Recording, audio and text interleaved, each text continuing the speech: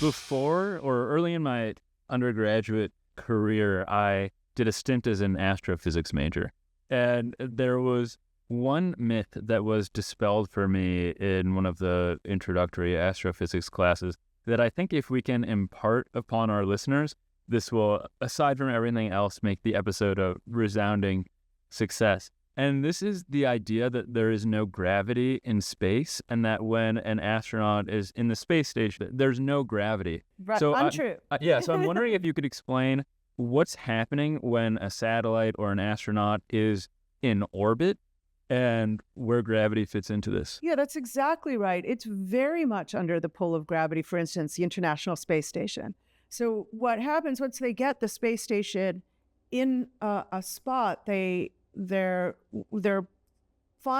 putting themselves on a circular orbit around the Earth. And the way that they do this is they fire the rockets, they start going really fast, horizontal to the Earth's surface, and then they turn off their engines. And if they get the right speed, they'll just start falling. So they're literally falling towards the Earth at all times. They're just cruising so fast. It's like 17,500 miles an hour or something like that. They're cruising so fast that they just always clear the horizon, but they are in constant free fall.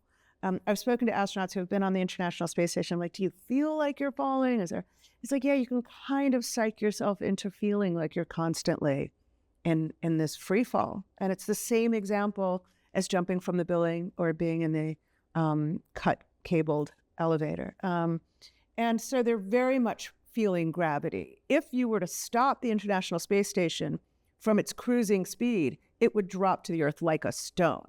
Yeah. And that circle it's traveling along is precisely, I would, in this language, say it's one of the curves in space-time that it's tracing. It's falling along the natural curve in space-time. And that's really all we mean by the curves in space-time. We mean the paths that things fall along are curved. And in very, very far out space where there really is no reference, you can't see planets or galaxies or something so far away from you, nothing's pulling on you, you will literally travel in a straight line.